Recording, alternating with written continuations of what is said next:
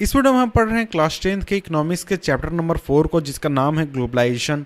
और यह है वीडियो नंबर 5 इस चैप्टर का। इसके पहले 4 वीडियोस किए हैं मैंने इस चैप्टर के ऊपर। तो अगर आपने उन वीडियोस को नहीं देखा तो नीचे डिस्क्रिप्शन लिंक है जहां से आप सारे वीडियोस इस चैप्टर के देख सकते हैं। तो अब हम आगे बढ़ते हैं और पढ़ते हैं हमारा नेक्स्ट टॉपिक, जिसका नाम है वर्ल्ड ट्रेड ऑर्गेनाइजेशन। तो देखिए, ये एक संगठन है वर्ल्ड लेवल पर बहुत सारे कंट्रीज़ का। तो इसके बारे में हम इस वीडियो में पढ़ने वाले हैं।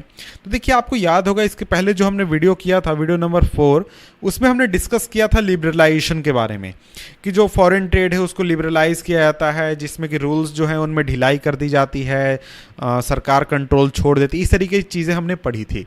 तो वहाँ पर हमने एक चीज़ देखा था कि बहुत सारे जो पावरफुल इंटरनेशनल ऑर्गेनाइजेशंस थे वो इस लिबरलाइजेशन का सपोर्ट करते हैं।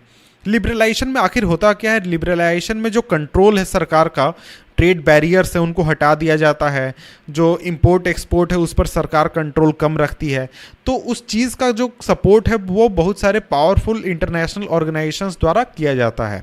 तो देखिए, इन ऑर्गेनाइजेशंस का ये कहना है कि जितने भी बैरियर्स हैं फॉरेन ट्रेड के ऊपर और इन्वेस्टमेंट के ऊपर, वो एक तरीके से ख़राब चीज़ हैं, उनको नहीं रखना चाहिए। और जितने भी वर्ल्ड में ट्रेड हो रहा है उसमें किसी भी तरीके का बैरियर नहीं होना चाहिए। और जो ट्रेड है कंट्रीज़ के बीच में वो फ्री होना चाहिए, यानी किसी भी तरीके का ट्रेड बैरियर नहीं, जिसको जो इंपोर्ट करना है वो करे, जिसको जो एक्सपोर्ट करना है वो करे। और जितने भी कंट्रीज़ हैं पूरी दुनिया में, उनको लिबरलाइज कर देना चाहिए अपने पॉलिसीज़ को, और किसी भी तरीके के ट्रेड बैरियर जैसे कि टैक्स या फिर ये इस तरीके की चीज़ें नहीं लगाना चाहिए। तो देखिए, वर्ल्ड ट्रेड ऑर्गेनाइजेशन जो है वो इसी तरीके का एक ऑर्गेनाइजेशन है जिसका एक मकसद है, और वो है लिबरलाइज इंटरनेशनल ट्रेड, यानी कि वर्ल्ड में जितना भी ट्रेड हो रहा है उसको लिबरलाइज करने का। तो देखिए, इस ऑर्गेनाइजेशन को स्टार्ट किया गया था डेवलप्ड कंट्रीज़ द्वारा, जैसे कि अमेरिका, ऑस्ट्रेलिया और यूरोप की कंट्रीज़। तो देखिए, WTO जो है उसको वो इस्टेब्लिश करती है रूल्स, वो रूल्स बनाती है इंटरनेशनल ट्रेड को लेकर, कि आखिर किन किन चीज़ों पर कंट्रीज टैक्स लगा सकती हैं, किन चीज़ों पर टैक्स नहीं लगा सकती हैं, किस तरीके की जो अगर कोई जो कंट्री है वो कोई काम अगर कर रही है, कोई टैक्स लगा रही है तो वो सही है गलत है, इस तरीके की चीज़ें वो देखती है। और अभी वर्ल्ड में करीब 149 कंट्रीज़ जो हैं इसके मेंबर्स हैं WTO के।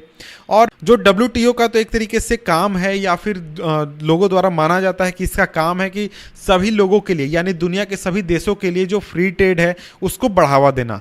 लेकिन ये चीज़ एक तरीके से देखा गया है कि जो डेवलप्ड कंट्रीज़ हैं वो ट्रेड बैरियर्स को गलत तरीके से अपने देशों में लागू करते हैं और उसको बनाए रखते हैं। और दूसरी तरफ अगर आप देखें तो जो WTO के रूल्स जो हैं उनको डेवलपिंग कंट्रीज़ पर फोर्स किया जाता है कि वो अपने ट्रेड बैरियर्स को रिमूव करें। तो इसका एक एग्जांपल है कि जो ट्रेड एग्रीकल्चर प्रोडक्ट का जो ट्रेड पर जो डिबेट चल रहा है उसके बारे में। तो इस चीज़ को यहाँ पर हम देख लेते हैं, डिबेट ऑन ट्रेड प्रैक्टिसेस। तो ये डिबेट क्या है, इसको मैं शॉर्ट में आपको थोड़ा सा समझा देता हूँ।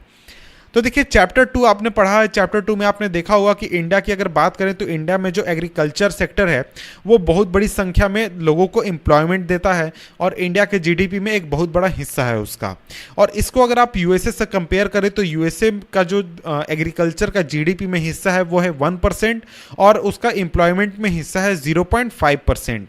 और इतना छोटा सा परसेंटेज होने के बाद और इतने कम लोगों को एग्रीकल्चर में इन्वॉल्व होने के बाद भी USA के जो एग्रीकल्चरर्स हैं, यानी कि किसान हैं, खेतीहर हैं, उनको बहुत बड़ी संख्या में सरकार द्वारा पैसे दिए जाते हैं ताकि वो प्रोडक्शन कर सकें और इन प्रोडक्ट्स का एक्सपोर्ट कर सके दूसरी कंट्रीज़ में।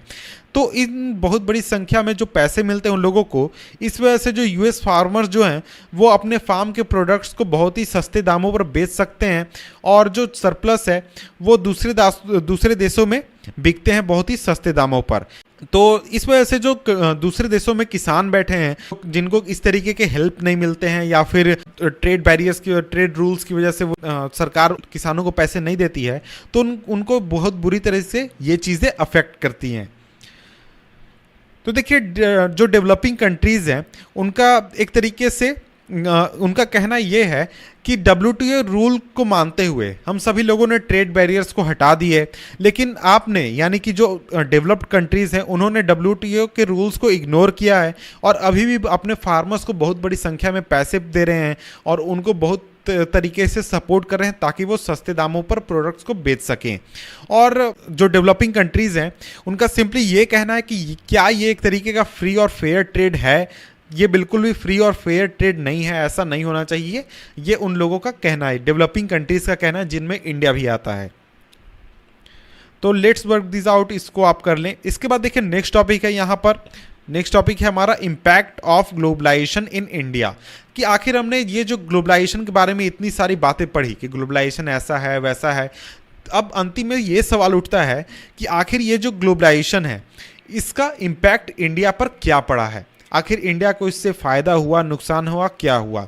तो अगर देखिए पिछले 15 सालों की बात करें तो देखिए यहाँ पर 15 ईयर्स इसलिए कहा जा रहा है क्योंकि ये जो किताब है ये 2006 में लिखी गई थी, 2006-7 के आसपास लिखी गई थी।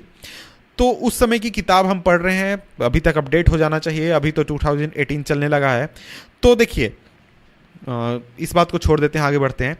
तो देखिए पिछले 15 सालों की बात करें, किताब के अनुसार पिछले 15 सालों की बात करें तो जो ग्लोबलाइजेशन है वो इंडियन इकोनॉमी में काफ़ी आगे आ चुका है। और आखिर इसका इफेक्ट लोगों के लाइफ पर किस तरीके से पड़ा है, इस चीज़ को हम देखने वाले हैं यहाँ पर कुछ एविडेंस के साथ। तो जो ग्लोबलाइजेशन है और इसकी वजह से जो कंपटीशन बढ़ा है प्रोड्यूसर्स के बीच में, चाहे वो लोकल प्रोड्यूसर हो या फिर फॉरेन प्रोड्यूसर्स हो, उसका एडवांटेज डायरेक्टली कंज्यूमर्स को मिला है। तो देखिए सोसाइटी का वो हिस्सा जो कि अर्बन एरियाज़ में रहता है, वहाँ पर लोगों के पास अब ज़्यादा चॉइसेस हैं कि वो क्या चीज़ें खरीदना चाहते हैं, और उनको अब चीज़ें जो हैं वो बेहतर क्वालिटी की मिलती हैं और लोअर प्राइसेस में मिलती हैं। और इसका रिजल्ट ये हुआ कि ये लोग जो हैं आज बहुत ही ज़्यादा हायर स्टैंडर्ड को एंजॉय कर रहे हैं, जो कि पहले पॉसिबल हुआ करता था। यानी पहले से ज़्यादा अब लोगों के लाइफ जो है वो हायर स्टैंडर्ड पॉसिबल हो चुके हैं। तो देखिए प्रोड्यूसर्स के और वर्कर्स के बीच में जो ग्लोबलाइजेशन का इम्पैक्ट है वो एक तरीके से यूनिफॉर्म नहीं रहा है। यानी कुछ लोगों पर इसका अच्छा प्रभाव पड़ा है, कुछ लोगों पर बुरा प्रभाव पड़ा है। इस चीज़ को भी यहाँ पर हम देख लेते हैं। तो देखिए सबसे पहली बात हम मल्टीनेशनल कंपनीज़ की करते हैं, एमएनसीज़ की करते हैं। तो देखिए मल्टीनेशनल कंपनीज जो हैं उनका इन्वेस्टमेंट जो है इंडिया में वो काफ़ी बड़ा है पिछले 15 सालों में, पिछले 20-30 सालों में।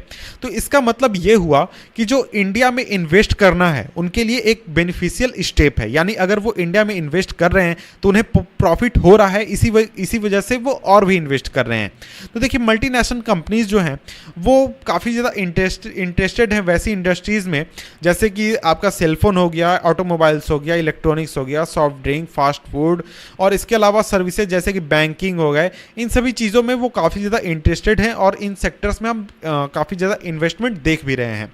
तो ये जो प्रोडक्ट्स हैं, इन प्रोडक्ट्स की बहुत बड़ी संख्या में बायर्स भी मौजूद हैं और इन इंडस्ट्रीज़ और सर्विसेज में नए जॉब्स भी काफ़ी बड़ी संख्या में क्रिएट हुए हैं। और इसके साथ ही जो लोकल कंपनीज़ है जो कि रॉ मटेरियल्स प्रोवाइड करती हैं इन इंडस्ट्रीज़ को, वो भी काफ़ी ज़्यादा एक तरीके से प्रोस्पेरस हुए हैं, उनको भी काफ़ी ज़्यादा हेल्प हुआ इस चीज़ की वजह से। तो देखिए यहाँ पर एक टॉपिक दिया गया है, steps to attract foreign investment. मुझे लगता है कि आपको इसको खुद से पढ़ लेना चाहिए, लेकिन मैं यहाँ पर सिंपली छोटा सा आपको एक्सप्लेनेशन दे देता हूँ कि देखिए फॉरेन इन्वेस्टमेंट को अट्रैक्ट करने के लिए जो गवर्नमेंट्स हैं, चाहे वो सेंट्रल गवर्नमेंट हो या फिर आपका स्टेट गवर्नमेंट हो, ये सभी स्पेशल इकोनॉमिक जोन्स बनाते हैं। तो आखिर ये स्पेशल इकोनॉमिक जोन्स होते क्या हैं? तो देखिए ये जो स्पेशल इकोनॉमिक जोन्स होते हैं इनमें वर्ल्ड क्लास फैसिलिटीज़ होती हैं, जैसे कि electricity, water, roads, transport, storage, recreational and educational facilities. और इसके साथ ही जो कंपनीज इन SEZs में प्रोडक्शन यूनिट स्थापित करती हैं उन्हें शुरुआत के 5 साल या 3 साल में टैक्सेस नहीं चुकाने होते हैं। और इसके साथ ही जो गवर्नमेंट है लेबर लॉज में भी फ्लेक्सिबिलिटी प्रोवाइड करती है और भी तरह के रूल्स इनके लिए बनाती है या फिर चेंज करती है। तो इस तरीके से जो फॉरेन इन्वेस्टमेंट है उसको सरकार अट्रैक्ट करने की कोशिश करती है। और इसके साथ ही इसके बाद सेकेंडली यहाँ पर हमारा जो इसके पहले जो हम पारा पढ़ रहे थे उसी को कंटिन्यू यहाँ पर कर रहे हैं कि देखिए फर्स्ट MNCs की हमने बात की और अब हम सेकंड बात करने वाले हैं टॉप इंडियन कंपनीज की। तो इसके साथ ही टॉप इंडियन कंपनीज जो हैं उनको भी इस स्टेप से काफ़ी ज़्यादा फायदा हुआ है। इस ग्लोबलाइजेशन की वजह से उनको अब कंपटीशन में भागीदारी लेना पड़ता है, और इसके साथ ही उन्होंने भी नए टेक्नोलॉजीज़ में इन्वेस्ट किया है, प्रोडक्शन मेथड्स में इन्वेस्ट किया है और अपने प्रोडक्शन स्टैंडर्ड्स को काफ़ी इम्प्रूव किया है। और इसके साथ ही बहुत सारे जो कंपनीज़ हैं उन्हें कोलैबोरेशंस की वजह से भी काफ़ी ज़्यादा फ़ायदा हुआ है जो उन्होंने फॉरेन कंपनीज़ के साथ की थी। और इसके साथ ही जो ग्लोबलाइजेशन है उसने बहुत सारे लार्ज इंडियन कंपनीज़ को मल्टीनेशनल कंपनीज़ बनने में भी हेल्प किया, जैसे कि Tata Motors, Infosys, Ranbaxy, Asian paints, Sundaram fasteners. तो इस तरीके की जो कंपनीज़ हैं वो पहले इंडियन कंपनीज थे, लोकली मार्केट में compete करते थे, लेकिन वो अब आसानी से वर्ल्ड लेवल पर जाकर compete कर रहे हैं और वो वर्ल्ड मल्टीनेशनल कंपनीज बन चुके हैं। तो इसके साथ ही जो ग्लोबलाइजेशन है उसने बहुत सारे नए अपॉर्चुनिटीज़ भी क्रिएट किए हैं उन कंपनीज़ के लिए जो कि सर्विसेज प्रोवाइड करती हैं। उसमें से मेनली हमारा आईटी है। तो देखिए जो इंडियन कंपनी है जो कि मैगजीन बनाती है लंदन बेस्ड कंपनी के लिए, कॉल सेंटर्स या फिर इस तरीके की जो चीज़ें हैं उन चीज़ों में काफ़ी ज़्यादा एक तरीके से बूम हमें देखने को मिलता है ग्लोबलाइजेशन की वजह से। और इसके अलावा बहुत सारे सर्विसेज जैसे कि data entry, accounting, administrative task, engineering, और ये इन चीज़ों को अब बहुत ही सस्ते दामों पर कंट्रीज़ में किया जा पा रहा है इंडिया में, और इसको एक्सपोर्ट किया जाता है डेवलप्ड कंट्रीज़ में। तो हमने यहाँ तक पढ़ लिया, तो यहाँ तक हमने एक तरीके से पॉजिटिव एस्पेक्ट देखा ग्लोबलाइजेशन का कि इंडिया पर क्या इम्पैक्ट पड़ा है। लेकिन इसके बाद जो यहाँ से हम पढ़ेंगे नेक्स्ट वीडियो में, यहाँ पर हम देखेंगे कि आखिर उसका निगेटिव इम्पैक्ट क्या पड़ा है। तो मिलते हैं आपसे हम नेक्स्ट वीडियो में, यहाँ से हम पढ़ेंगे इस टॉपिक से। तब तक के लिए गुड बाय।